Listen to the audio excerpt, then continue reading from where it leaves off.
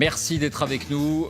Notre invité maintenant est le porte-parole du gouvernement, Christophe Castaner. Un style qui fait des vagues, point d'interrogation. C'est ainsi qu'on a sous-titré cette interview à cause de votre fameuse formule sur le chômage. Et vous vous en expliquerez dans un instant. Mais d'abord, Christophe Castaner, je voudrais vous parler des menaces dont vous avez fait l'objet, dont vous faites l'objet, puisqu'on en parlait dans la première partie de cette émission. On a arrêté un réseau, une dizaine de personnes autour d'un homme chez qui on a trouvé une liste de cibles potentielles dans les milieux de l'ultra-droite. Et vous étiez mentionné parmi ces cibles. Voilà ce que vous avez dit tout à l'heure lors du compte-rendu du Conseil des ministres.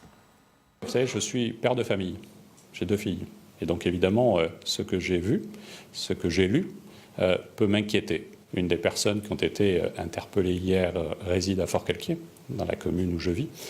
Et donc, ce sont des éléments d'inquiétude. Dans la commune où vous vivez, dans la commune dont vous étiez le maire il y a peu de temps encore, est-ce que votre protection a été renforcée, Christophe Castaner ? Non, elle ne l'a pas été, parce que de l'enquête, il y a cette menace, mais il n'y avait pas de risque caractérisé, donc elle ne l'a pas été. Et je préférais l'éviter, pour tout vous dire. Vous préféreriez éviter une protection renforcée ? Oui. Est-ce que vous avez des informations en tant que porte-parole du gouvernement sur d'autres cibles possibles qui ont été découvertes ? Non, a priori, sur ce réseau-là, il y avait 2 personnalités politiques, Jean-Luc Mélenchon et moi. Il y avait aussi un projet d'attentat sur des mosquées, parce que c'est un réseau d'extrême droite, d'ultra-droite. Mais il n'y a pas plus d'éléments que ça. Et pour être honnête avec vous, j'ai été appelé par un de vos collègues, d'ailleurs, de cette chaîne Info, qui m'appelle pour m'en parler. Et je ne savais pas. Je savais juste que le matin, à Forcalquier, il y avait eu un peu d'émotion parce que le raid avait débarqué. Mais même les gendarmes locaux de Forcalquier n'étaient pas au courant. Et donc, j'avais cette information. Et l'après-midi, un journaliste m'appelle pour me dire « Alors, vous étiez une cible ?» Et j'étais assez surpris. Et est-ce que, sur le fond, vous pensez que c'est un signal qu'une menace de violence issue des rangs de l'ultra-droite a désormais émergé ? On voit 2 types de violences politiques qui s'expriment aujourd'hui, l'ultra-gauche et l'ultra-droite. Et on voit bien un climat aujourd'hui, notamment dans les réseaux sociaux, très délétère, très violent. On banalise la violence, notamment en politique. Je pense que c'est une faute, que c'est une erreur. Et on peut aujourd'hui... Vous faites le lien entre le langage politique parfois trop violent et les actes de violence ? Vous dites banalisation ? Ah oui, je pense qu'il y a une banalisation et je pense que les réseaux sociaux en particulier sont une entreprise de lâcheté.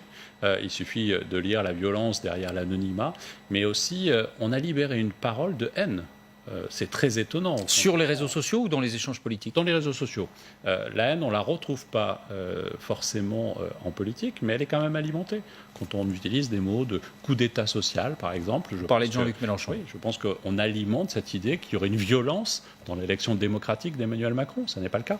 Et je pense qu'il faut faire attention à tout cela et l'apaiser.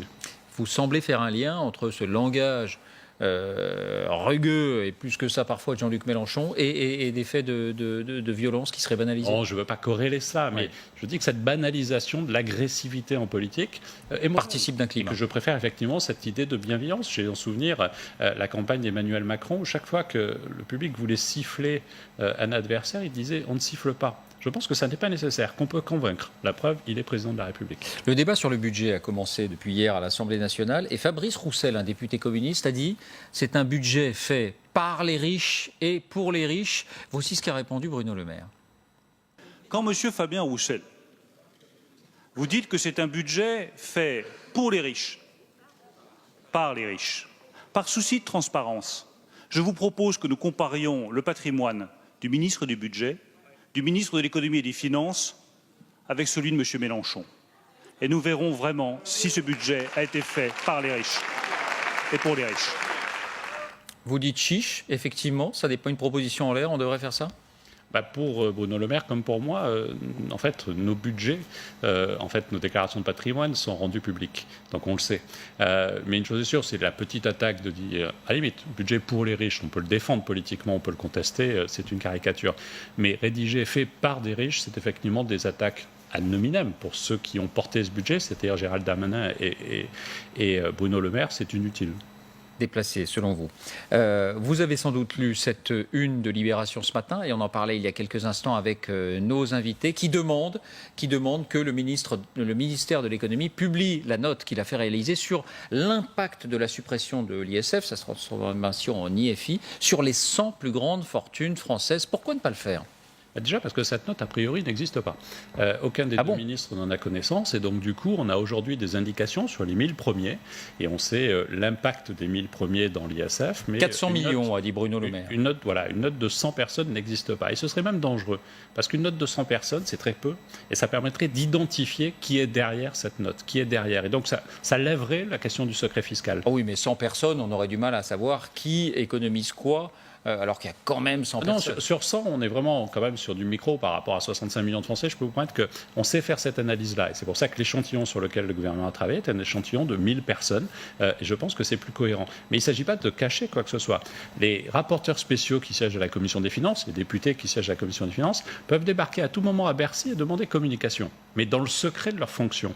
Cette idée qu'il faille dénoncer ceux qui seraient riches, comme si c'était une faute d'être riche, et du coup chercher à les montrer du doigt, je pense que là encore, c'est une faute. C'est pas un élément d'appréciation quand on fait une réforme de savoir quel impact elle peut avoir pour telle ou telle catégorie de la population? Bien sûr, elle l'a, mais vous savez, aujourd'hui, 70% de l'impôt est payé par 30%, les 30% les plus aisés. C'est assez logique, c'est le principe de l'impôt. Mais vous savez que si vous baissez l'impôt, vous ne le baissez pas pour tous les Français, déjà la moitié ne le paye pas. Vous le baissez pour ceux qui payent, et forcément pour ceux qui en payent un peu plus.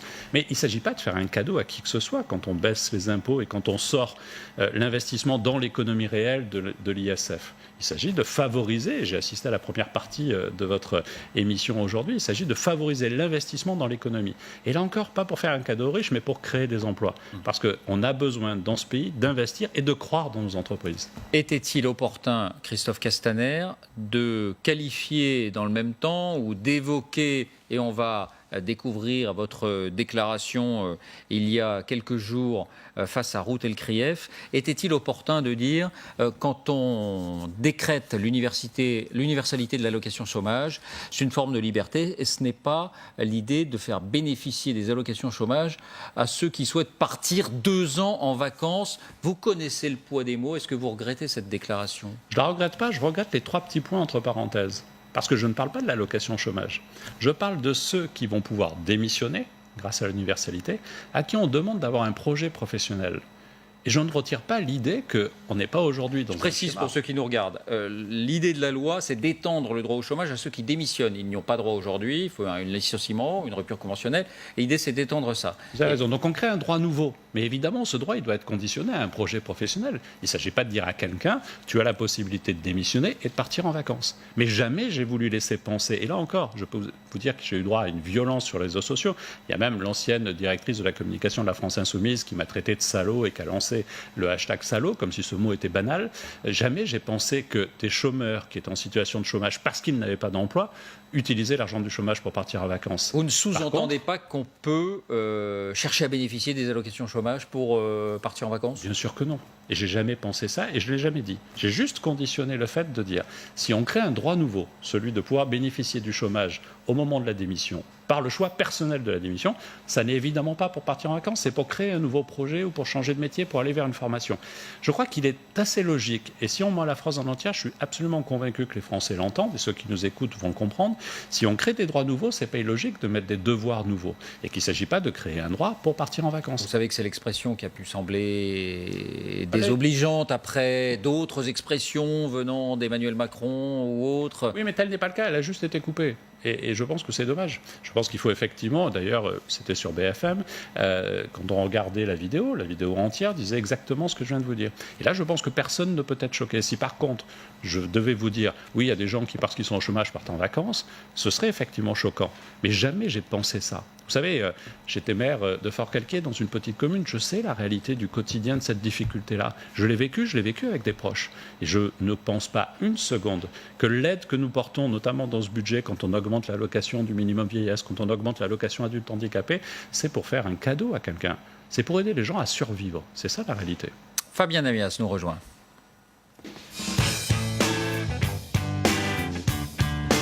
Bonsoir Fabien. Bonsoir David. C'est à vous. Bonsoir Christophe Castaner. Il y a une personnalité qui semble vous agacer un petit peu en ce moment. Vous l'avez d'ailleurs ce matin rappelé à la modestie. Il s'agit de François Hollande. Écoutez, réécoutez ce qu'il a dit il y a quelques jours lors d'une conférence à Séoul sur l'ISF.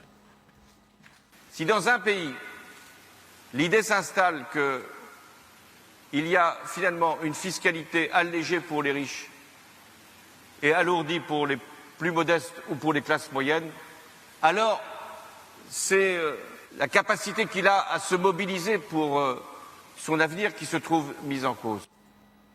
Alors, sur la forme, sur le fond, vous êtes en désaccord, mais sur la forme, est-ce que l'ancien chef de l'État, vous l'appelez à garder le silence ? Oui, je crois qu'un ex-président de la République ne devrait pas dire ça, surtout seulement quelques mois après son départ. La situation... Ça veut dire qu'il ne devrait pas parler du tout ? Mais je crois qu'il faut prendre un peu de temps. Je pense que la situation de son bilan, il l'a évalué, il l'a analysé, il l'a empêché de se représenter devant les Français.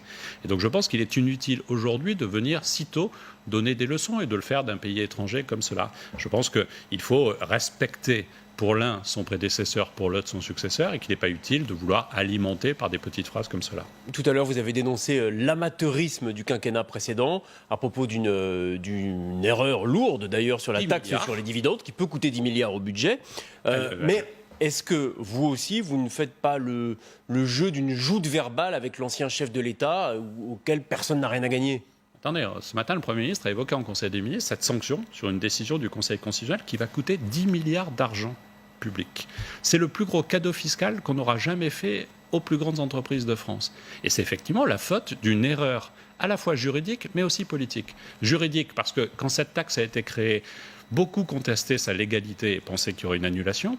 Et politique parce que depuis, on sait qu'elle va être annulée. Et à aucun moment, le gouvernement précédent n'a prévu l'amortissement de cette mesure. À aucun moment.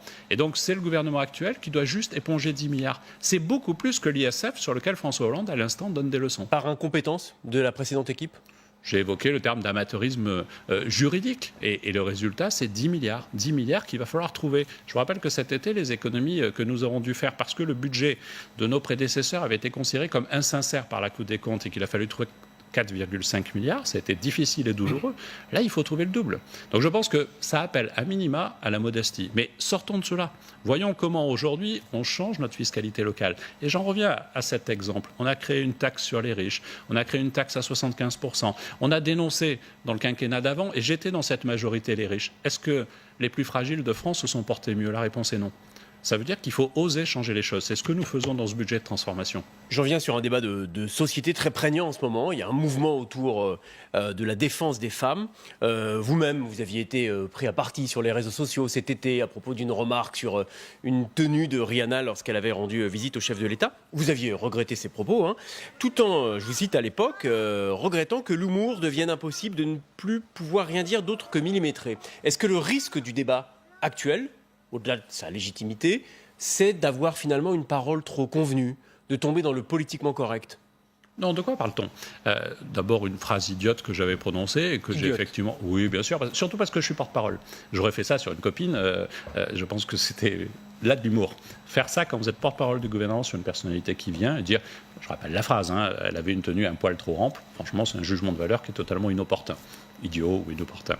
Mais ce dont on parle là, quand même, c'est, au fond, des menaces sur les libertés fondamentales des femmes, d'être ce qu'elles sont, et de ne pas subir la vulgarité d'un homme, la pression d'un homme. Ce dont on parle, c'est cela. C'est une menace aux libertés fondamentales des femmes, d'être des femmes, et de ne pas avoir à se justifier d'être des femmes, de ne pas avoir à se justifier parce que le patron considère que leur tenue ou que la jupe est trop courte, etc., avec toute la connotation qui est derrière. Donc ça veut dire un texte de loi assorti de sanctions, éventuellement lourdes, là-dessus. Il n'y aura pas de, pas de faiblesse. Oui, c'est un des volets du texte de loi que prépare la garde des Sceaux et la secrétaire d'État en charge de l'égalité des femmes et des hommes. Il faut pouvoir sanctionner ces abus-là. Mais ces abus, c'est quoi ? C'est une femme qui, quand elle se promène dans la rue, se fait siffler parce qu'un mec trouve normal de siffler les femmes. Ben non, ça n'est pas acceptable, ça n'est pas normal. Mais ça doit être sanctionné. Oui, par une amende, parce qu'effectivement, c'est une insulte faite aux femmes, au droit d'être femme. Et c'est possible de mettre un policier dans chaque rue pour surveiller. Bon, évidemment, vous savez comme moi que ce ne sera pas le cas, mais il suffit de savoir que la sanction existe. Et si vous ne savez pas si le policier est là ou pas, il y a déjà une vraie fonction de prévention. La sanction, elle ne sert pas seulement à sanctionner après, mais on sait que sur les routes, si vous roulez à plus de 90, vous prenez un risque, le risque de sanction. Ben là, c'est la même chose. Parce que l'éducation a un rôle aussi, mais si l'éducation ne suffit pas, il faut pouvoir sanctionner. Il y a quelque chose qui est fondamental. L'égalité entre les femmes et les hommes doit être quelque chose qui, au quotidien, doit être un objectif politique. Et donc, s'il faut des sanctions pour ceux qui ne respectent pas cela, moi, je suis pour les sanctions.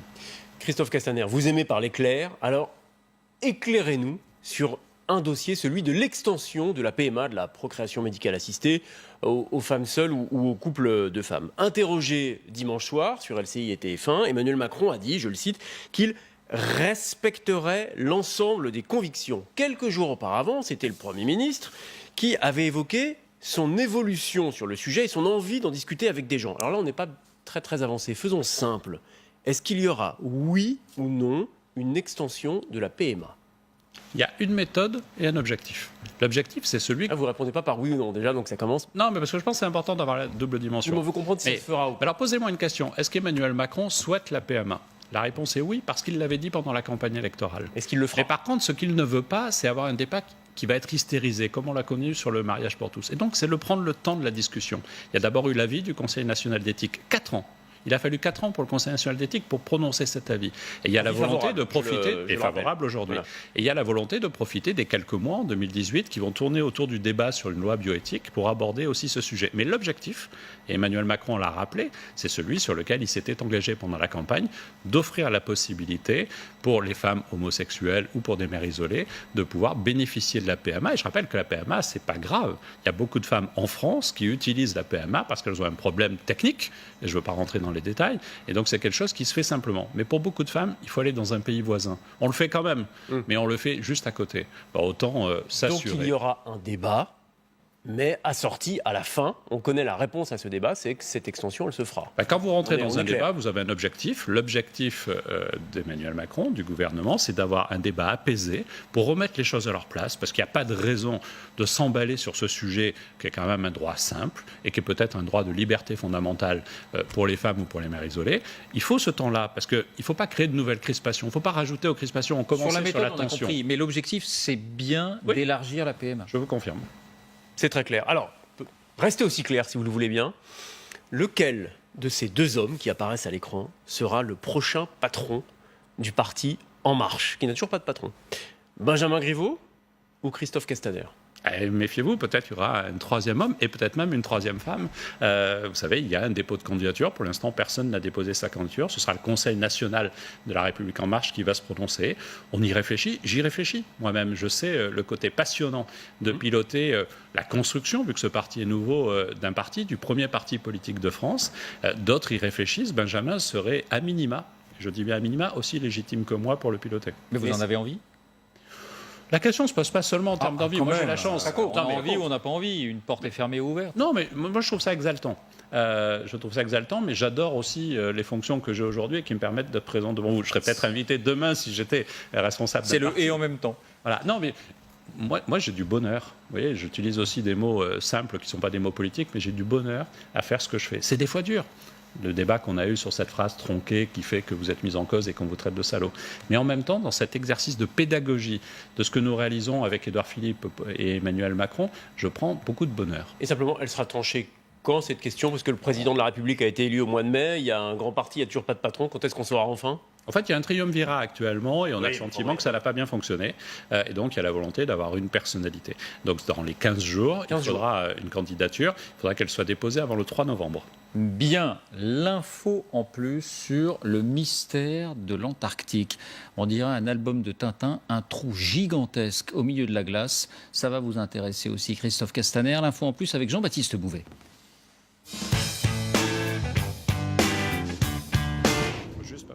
Bonsoir Jean-Baptiste. Bonsoir David. De quoi s'agit-il exactement ? Un trou géant au milieu des glaces ? Oui, exactement. C'est un trou gigantesque de plus de 80 000 kilomètres carrés. 80 000 kilomètres carrés, c'est la superficie de l'Autriche ou 3 fois la superficie de la Bretagne. C'est absolument impressionnant. Alors, ce sont des images satellitaires comme celles que vous voyez là à l'écran. Ce trou noir, on n'en connaît même pas la profondeur. Et ce sont des chercheurs canadiens qui ont découvert ça. Et ce qu'ils nous disent, c'est qu'ils connaissent le nom du phénomène. C'est une polynie. Une polynie, c'est un terme décrivant donc une vaste étendue d'eau au milieu de cette banquise. Il n'y a plus de glace, on est directement dans la mer. Exactement. C'est un trou d'une profondeur abyssale. Et ce phénomène, il est un tout petit peu connu des scientifiques, puisqu'il n'y en a qu'un seul qui a été observé jusqu'à maintenant, c'était en 1970. Ah, ça s'est déjà produit quand même. Oui, une fois, il y a donc un peu moins de 50 ans.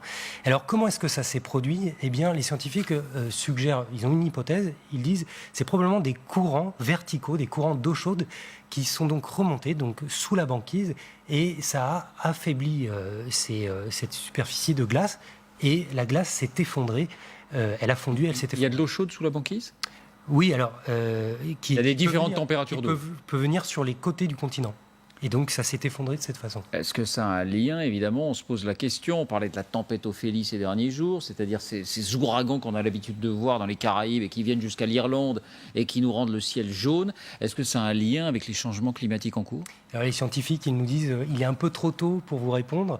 Ils disent, pour l'instant, aucune expédition... Ils sont toujours très prudents, les scientifiques, sur les effets Toujours, vous savez, il leur faut des années de recul pour décrire, avoir des données suffisantes pour pouvoir expliquer ce qui s'est vraiment produit. Et là, justement, ils nous disent, pour le moment, on n'a pas prévu d'envoyer une expédition sur place pour prospecter et récupérer des données supplémentaires qui viendraient donc en plus de ces données satellitaires. En revanche, ils nous disent, oui, il y a un faisceau de preuves, il y a une succession d'événements ces derniers temps qui se produisent. Notamment, on pense cet été à deux grands icebergs, deux gigantesques icebergs qui se sont détachés de l'Antarctique. Il y en a un quand même qui faisait plus de 200 km de long. Je ne sais pas si vous voyez ce que ça fait. Et alors, ils nous disent, oui, on veut croire, on ose dire que les preuves commencent à s'accumuler. Il y a peut-être un début d'emballement climatique.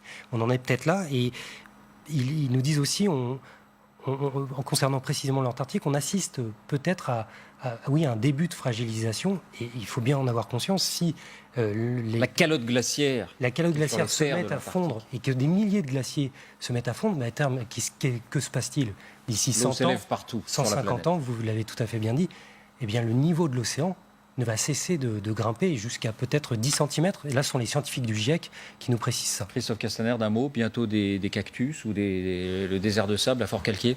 Non, mais une chose est sûre, c'est que le réchauffement climatique, personne de sérieux ne peut aujourd'hui le contester. Donc ça doit nous obliger à agir et peut-être à être beaucoup plus courageux que ce que nous avons été. Les accords de Paris étaient une étape, mais je crois qu'il faut, comme nous l'avons décidé, aller encore plus loin et faire en sorte que la France soit exemplaire sur ces sujets. Merci Christophe Castaner d'avoir répondu à nos questions. Merci Jean-Baptiste, merci Fabien. On vous retrouve, j'imagine, demain. Bien sûr qu'on vous retrouve demain dans la matinale de Pascal de la Tour du Pin. La matinale... Elle est exigeante. Exigeante, bien sûr, exigeante en information, riche en informations.